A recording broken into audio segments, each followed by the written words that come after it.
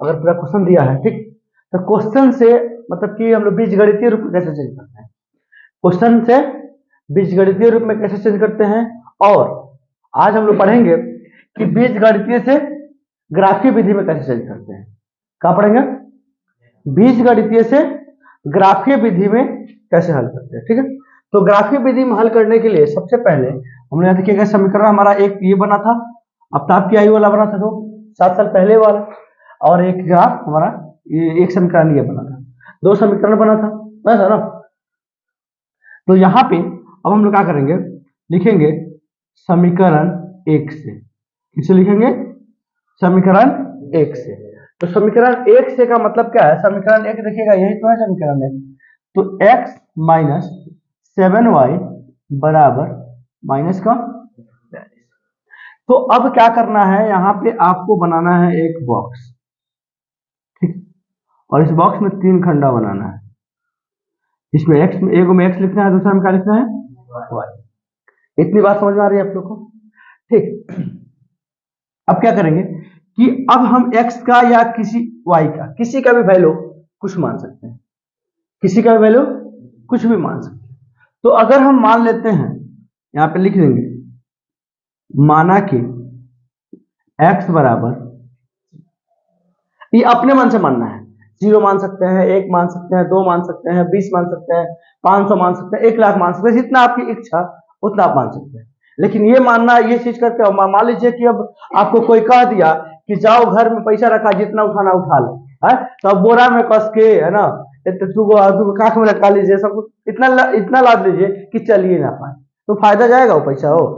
अरे उतना उठाइए जितना से आप लेके जा सकते हैं। तो कहने का अर्थ ये है कि इसमें आपको स्वतंत्रता मिली है, आजादी मिली है कि तुम जितना चाहो रख सकते हो। इसका मतलब ये मत रख दीजिए कि बाद में आप ही को बोझ पड़ जाए, है ना। तो यहाँ देखिएगा, छोटा छोटा नंबर रखने की कोशिश कीजिएगा, और ऐसा नंबर रखिएगा कि फाइनली वो कट जाए, भले माइनस में आए चलेगा, लेकिन दशमलव में नहीं आना चाहिए। क्या होना चाहिए? दशमलव में नहीं आना चाहिए, ठीक है। जैसे देखोगे, हमने क्या सोचा, यहाँ पे अगर x के वैल्यू हम यहाँ पे 0 रखते हैं, तो अब 0 जाके इधर जाएगा तो प्लस होगा, सॉरी माइनस होगा। तो अगर माइनस में से 42 में से, -42 में से अगर हम 0 घटाएंगे तो 42 होगा। बात समझ रहे हो ना? और 42 होगा, इधर गुना में 7 है तो जाएगा तो कटेगा ये, तो 7 छक्के 42, आराम से कट जा रहा है, कट जा रहा है ना। अगर मान लो हम 1 रखते हैं, हम x के वैल्यू 1 रखते, तो 1 रखते तो इधर जाता तो माइनस होता, तो कितना होता है? ये होता 42 और 1 43, और जो 7 के पड़ा में 43 नहीं आता है, तो दिक्कत हुआ कि नहीं हुआ? तो कटेगा ही नहीं कटेगा, तो नहीं कटेगा तो फिर हम लोग ग्राफ खींचने में थोड़ा सा तकलीफ होगी, ठीक है। तो ऐसा नंबर रखिएगा सोच समझ करके कि जो इजिली डिवाइड हो सके, इजिली भाग लग सके, ठीक है। तो यहां देखिएगा, हमने क्या रखा, x के वैल्यू रखा 0।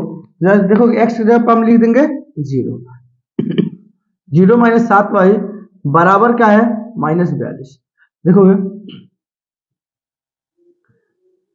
अगर ये प्लस में था, प्लस में है, इधर क्या करेगा? माइनस में होगा, तो फिर कोई फायदा होगा?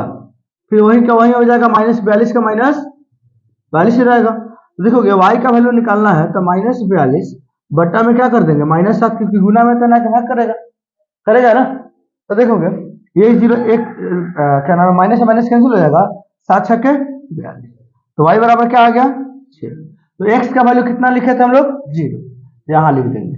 x का वैल्यू कितना, y का वैल्यू कितना लिखे थे? 6, यहाँ 6। बात समझ में? अब यहाँ पे एक और बॉक्स भरना है ना। चलो यहाँ पे अब x का वैल्यू क्या मानिएगा? ऐसा मानिएगा जो इसको इजिली कट कर सके, ठीक है। तो हम ऐसा मान लीजिए कि अगर हम एग्जांपल आपको समझा रहे थे, एक क्वेश्चन समझने में हो सकता है कि आपको ज्यादा समय लग जाए, लेकिन जब एक बार समझ जाइएगा तो अगला क्वेश्चन समझने में टाइम नहीं लगेगा, ठीक है। अगर मान लो हमने तो देखा था कि अगर 1 रखने पर नहीं कट रहा था, सपोज मान लो अगर हम 2 रखें, नहीं 2 रखें तो कटेगा क्या? इधर हम 2 रखते हैं तो 2 इधर जाएगा तो -44 हो जाएगा। 44 7 का पढ़ा में आता है? नहीं आता है। तो अगर हम 3 रखते हैं तो 45 होगा, 4 रखते हैं तो 46 होगा, और 5 रखते हैं तो क्या होगा? 47 होगा। नहीं आ रहा 7 के पढ़ा में, ठीक है। तो एक काम करते हैं, अगर हम यहाँ पे x के वैल्यू 7 रख दे तो हो जाएगा, आसानी से हो जाएगा। तो x के वैल्यू अगर हम यहाँ पे 7 रख देते हैं, हम आपको क्यों सही कर रहे हैं कि यहाँ पे रखिएगा पहले, और रखने के बाद सोच, दिमाग तो आपके पास है उतना कि थोड़ा सा घटा करके, है ना, और भाग ले सकते हैं, हर चीज कॉपी में नहीं ना होगा, ठीक है। एक्स का वैल्यू हमने यहाँ लिख दिया, तो यहाँ पे एक्स का वैल्यू यहाँ बैठा, ठीक है। अब क्या था हमारा समीकरण, x माइनस 7y बराबर माइनस का, ठीक है, समझ। चलिए, तो यहाँ पे हम लोग क्या करेंगे, x की जगह पे क्या रख देंगे, 7, क्या रख देंगे 7, माइनस 7y बराबर माइनस, समझ रहे हो ना, तो माइनस 7y बराबर माइनस 42, ये प्लस में तो जाए क्या करेगा, माइनस का, तो माइनस 7y बराबर क्या हो जाएगा, माइनस का 49 हो जाएगा ना। तो y बराबर देखो तो क्या आएगा, माइनस 49 बटा में माइनस 7, तो माइनस माइनस कैंसिल होगा, 7 7 49, तो y बराबर क्या आ गया हमारा 7, यहाँ पे y बराबर आ गया 7, कोई दिक्कत नहीं, दोनों सेम हो सकता है, कोई दिक्कत नहीं है, समझ रहे हो ना। चलो y बराबर भी हमारा निकल गया। अब यहाँ पे करेंगे क्या, समीकरण यहाँ से ऊपर से खींच लेते हैं, ठीक, समीकरण 2 से क्या लिखेंगे, ठीक है। अब समीकरण 2 का है यहाँ पे है, आप देखोगे x माइनस 3y बराबर, ठीक। अब यहाँ पे तुम भी फिर जो चाहो इस बॉक्स यहाँ पे फिर आपको बनाना पड़ेगा, और बॉक्स में आपको यहाँ पे x लिखना पड़ेगा, यहाँ पे। अब x की वैल्यू आप जो मानना चाहे मान सकते हैं, क्या मान लिया जाए बताइए आप लोग। ये तो चीज समझ चुका है कि हम लोग को सोच समझ के नंबर रखना है, भले आप ही की आजादी है, जो रखना रखिए, लेकिन सोच समझ के नंबर को रखना है, ठीक है। तो अगर आप यहाँ पे 3 रखते हैं, चलिए अगर आप यहाँ पे 3 रखते हैं, कितना रखते, 3 रखते हैं, चलिए अगर हम यहाँ पे 3 रखते हैं x की वैल्यू, देखिएगा यहाँ पे तो हम x की वैल्यू 3 चढ़ा सकते हैं, लिख सकते हैं ना। अब देखिएगा यहाँ पे x की जगह x माइनस 3y बराबर 6 लिखा है, x की जगह पे क्या लिख देंगे हम लोग, 3 माइनस 3y बराबर 6, तो माइनस 3y, तो ये प्लस में तेरा क्या करेगा, माइनस करेगा, तो माइनस 3y बराबर 3, तो y बराबर क्या आ गया, 3 बट्टा में माइनस 3 कट गया, तो क्या आ गया, देखिए माइनस का, तो y बराबर क्या आ गया, माइनस। अब बताइए अब क्या रखा जाए x का वैल्यू, अब कुछ भी, कोई बताइए, कुछ भी नहीं बताइए आप लोग, 6 रख रहे हैं, तो आप देख रहे हैं कि अगर इसे 6 रखिएगा तो हो जाएगा, माइनस हो जाएगा, हाँ तो भी हो सकता है, कोई दिक्कत नहीं, 6 भी रख सकते हैं आप, ठीक है। चलिए 6 रखते हैं हम x का वैल्यू, तो आप रखेंगे x की जगह x माइनस क्या लिखा है, 3y बराबर 6, x की जगह पर कितना रख देंगे हम लोग, 6, माइनस 3y बराबर 6, तो माइनस 3y बराबर 6, इधर प्लस में जाकर क्या करेगा, तो ये कितना हो जाएगा हमारा वैल्यू जी, तो यानी कि y का वैल्यू हमको निकालना है, तो जी इधर गुना में 3 है तो इधर भाग करेगा, इसका यानी कि y का वैल्यू कितना निकल के आ गया, तो यहाँ पे x का वैल्यू कितना आ गया 6, y का वैल्यू कितना आ गया, इतनी बात समझ में आ गया आप लोग को। तो अब ये हम लोग का अब ग्राफ खींचने के लायक हम लोग तैयार कर चुके हैं इसको, ठीक है, इसमें कोई दिक्कत नहीं है आपको। चलिए उसके बाद आप देखिएगा कि एक इस तरीके की लाइन खींचेंगे और एक इस तरीके की लाइन खींचेंगे, ठीक, बात समझ में आ रही है। तो इसको हम लोग कहते हैं एक्स एक्सिस, ठीक है, इसको कहते हैं वाई एक्सिस, बात समझ रहे हो। तो यहाँ पे जब भी तुम इस सेंटर है, यानी कि तुम चौराहे पे खड़े हो और तुमको वहां से समझ में नहीं आ रहा है कि रास्ता किधर जाना है, तो तुम कितने दूरी तय किए हो पता चल रहा है।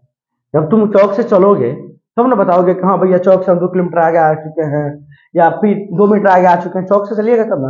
अब चौक पे खड़ा रहिएगा तो कुछ दूरी होगा, कोई दूरी नहीं होगा। तो यहाँ पे जो भी चीजें होती है ना सेंटर पे, तो इसको हम मानते हैं जीरो, यानी जीरो नहीं होता असली में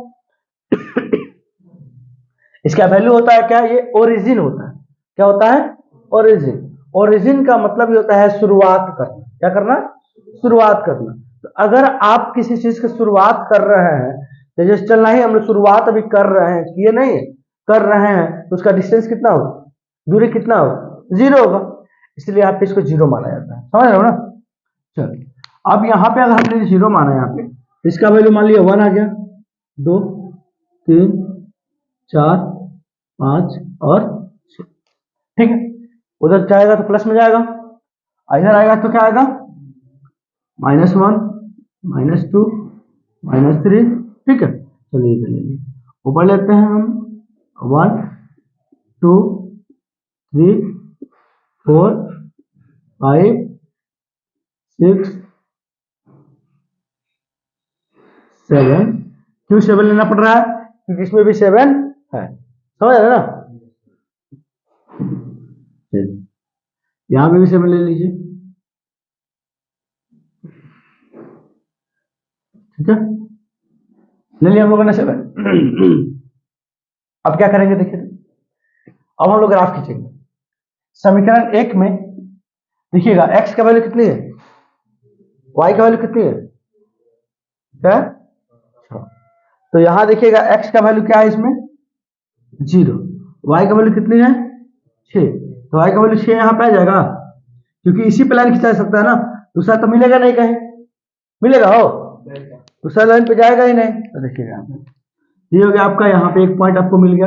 ये कौन सा पॉइंट है, पॉइंट का नाम क्या होगा, देखिए तो लिख दिएगा हम लोग इस पॉइंट को, क्या लिखेंगे 0 और 6, क्योंकि x का वैल्यू पहले लिखते हैं, y का वैल्यू बाद में। आपको मैंने बताया था कि x का वैल्यू जो होता है पहले, y का वैल्यू क्या होता है बाद। ठीक है, तो देखोगे यहाँ पे हमने क्या लिखा है यहाँ पे कि x का वैल्यू 0, तो 0 यहाँ पे लिखा, और y का वैल्यू 6। उसके बाद देखो तो दोनों में क्या दिखा है 7 और 7, तो यहाँ पे है इसमें लास्ट में 7 है। ठीक है, इसको हम लोग ऊपर लेके जाएंगे 7। ठीक, यहां से इसको लेके आएंगे 7। अब यहाँ पे एक पॉइंट मिला, तो अब देखो एक पॉइंट हमारा यहाँ है और एक पॉइंट हमारा यहाँ है। अब ये क्या करेंगे, दोनों पॉइंट को हम लोग क्या करेंगे, एक साथ मिला देंगे। बात समझ रहे हो ना, एक से को हम लोग मिला देंगे, एक साथ मिला दिया ना। उसके बाद देखोगे फिर यहाँ पे कितना, x में कितना दिया है 3, y में दिया है -6, x में 3 यहाँ पे है, क्या y वाला वैल्यू नहीं लिखा है क्या, यहाँ देखोगे -1 -2 -3 -4 -5 और -6, जितना चाहो ले सकते हो, कोई दिक्कत नहीं है। तो x का वैल्यू 3, y का वैल्यू -1, x का वैल्यू 3 और y का वैल्यू -1। इसके इस पॉइंट का नाम लिख दो फिर, 3 और -1। बात समझ में आया। अच्छा, फिर दूसरा में क्या लिखोगे, x का वैल्यू 6 और y का वैल्यू 0।